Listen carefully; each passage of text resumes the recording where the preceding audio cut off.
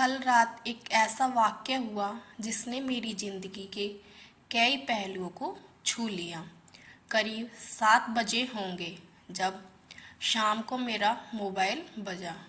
उठाया तो उधर से रोने की आवाज़ आई। मैंने शांत कराया और पूछा, भाभी जी आखिर हुआ क्या? उधर से आवाज़ आई, आप कहाँ हैं और कितनी देर में आ सकते हैं? मैंने कहा, आप परेशानी बताइए। और भाई साहब कहाँ हैं? माताजी किधर हैं? आखिर हुआ क्या? लेकिन उधर से केवल एक रट थी, आप आ जाइए। मैंने आश्वासन दिया कि कम से कम 1 घंटा पहुंचने में लगेगा। जैसे तैसे पूरी घबराहट में पहुंचा। देखा तो भाई साहब जो हमारे मित्र और जज हैं सामने बैठे हुए हैं। भाभी जी रो रही थी और 12 साल का बेटा और 9 साल की बेटी भी परेशान थे। मैंने भाई साहब से पूछा, आखिर क्या बात है? भाई साहब कोई जवाब नहीं दे रहे थे। फिर भाभी जी ने कहा, ये देखिए तलाक के पेपर, ये कोर्ट से तैयार करा के लाए हैं, मुझे तलाक देना चाहते हैं। मैंने पूछा, ये कैसे हो सकता है? इतनी अच्छी फैमिली है, 2 बच्चे हैं, सब कुछ सेटल्ड है। फिर मैंने बच्चों से पूछा, दादी किधर है? बच्चों ने बताया, पापा ने उन्हें 3 दिन पहले नोएडा के वृद्धाश्रम में शिफ्ट कर दिया है। मैंने घर के नौकर से कहा, मुझे और भाई साहब को चाय पिलाओ। कुछ देर में चाय आई। भाई साहब को बहुत कोशिशें की चाय पिलाने की, लेकिन उन्होंने नहीं पी और कुछ ही देर में वे मासूम बच्चे की तरह फूट फूट कर रोने लगे। बोले, मैंने 3 दिन से कुछ भी नहीं खाया है। मैं अपनी 61 साल की माँ को कुछ लोगों के हवाले करके आया हूँ। पिछले साल से मेरे घर में उनके लिए इतनी मुसीबतें हो गई कि पत्नी ने कसम खा ली कि मैं माँ जी का ध्यान नहीं रख सकती। ना तो ये उनसे बात करती थी और ना ही मेरे बच्चे बात करते थे। रोज मेरे कोर्ट से आने के बाद माँ खूब रोती थी। नौकर तक भी अपनी मनमानी से व्यवहार करते थे। माँ ने 10 दिन पहले बोल दिया, बेटा तू मुझे ओल्ड एज होम में शिफ्ट कर दे। मैंने बहुत कोशिशें की पूरी फैमिली को समझाने की, लेकिन किसी ने माँ से सीधे मुंह बात नहीं की। जब मैं 2 साल का था तब पापा की मृत्यु हो गई थी। दूसरों के घरों में काम करके माँ ने मुझे पढ़ाया और मुझे इस काबिल बनाया कि आज मैं जज हूँ। लोग बताते हैं माँ कभी दूसरों के घरों में काम करते वक्त भी मुझे अकेला नहीं छोड़ती थी। उस माँ को मैं ओल्ड एज होम में शिफ्ट करके आया हूँ। पिछले 3 दिनों से मैं अपनी माँ के एक एक दुख को याद करके तड़प रहा हूँ, जो उसने केवल मेरे लिए उठाए। मुझे आज भी याद है जब मैं 10th की परीक्षा में अपीयर होने वाला था। माँ मेरे साथ रात रात भर बैठी रहती थी। एक बार माँ को बहुत फीवर हुआ। मैं तभी स्कूल से आया था। उसका शरीर गर्म था, तप रहा था। मैंने कहा, माँ तुझे फीवर है? हंसते हुए बोली, अभी खाना बना रही थी इसलिए गर्म है। लोगों से उधार मांगकर मुझे दिल्ली विश्वविद्यालय से LLB तक पढ़ाया। मुझे ट्यूशन तक नहीं पढ़ाने देती थी कि कहीं मेरा टाइम खराब ना हो जाए।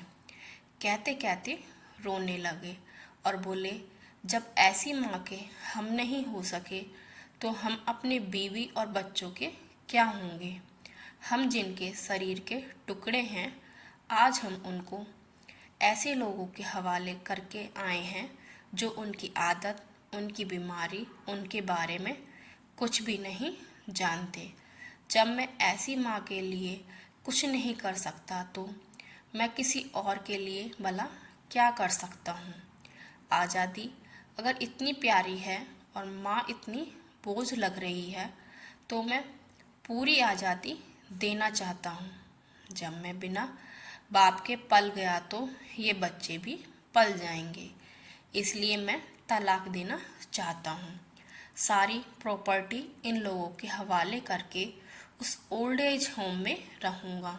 कम से कम मैं माँ के साथ रह तो सकता हूँ। और अगर इतना सब कुछ करके माँ आश्रम में रहने के लिए मजबूर है तो एक दिन मुझे भी आखिर जाना ही पड़ेगा। माँ के साथ रहते रहते आदत भी हो जाएगी। माँ की तरह तकलीफ तो नहीं होगी। बातें करते करते रात के 12:30 हो गए। मैंने भाभी जी के चेहरे को देखा। उनके भाव भी प्रायश्चित और ग्लानि से भरे हुए थे। मैंने ड्राइवर से कहा, अभी हम लोग नोएडा जाएंगे। भाभी जी और बच्चे, हम सारे लोग नोएडा पहुँचे। बहुत ज़्यादा रिक्वेस्ट करने पर गेट खुला। भाई साहब ने उस गेट कीपर के पैर पकड़ लिए और बोले, मेरी माँ है, मैं उसको लेने आया हूँ। चौकीदार ने कहा, क्या करते हो साहब?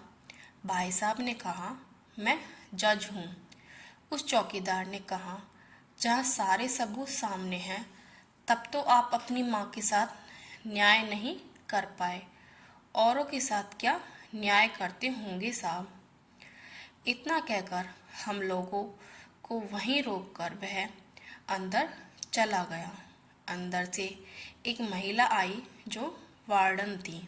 उसने बड़े कातर शब्दों में कहा, 2 बजे रात को आप लोग ले जाके कहीं मार दें तो मैं अपने ईश्वर को क्या जवाब दूंगी।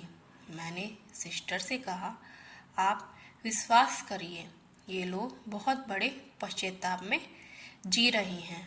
अंत में किसी तरह उनके कमरे में ले गई।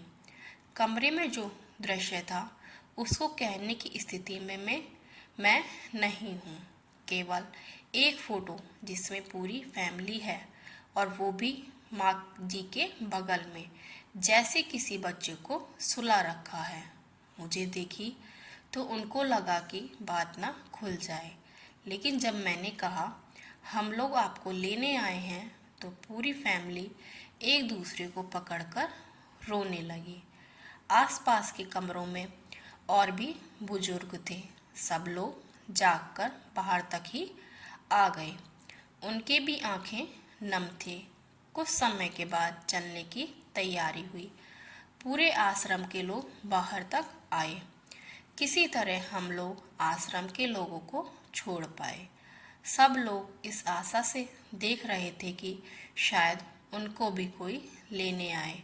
रास्ते भर बच्चे और भाभी जी तो शांत रहे, लेकिन भाई साहब और माता जी एक दूसरे की भावनाओं को अपने पुराने रिश्ते पर बिठा रहे थे। घर आते आते करीब 3:45 हो गया। भाभी जी भी अपने खुशी की चाबी कहाँ है ये समझ गई थी।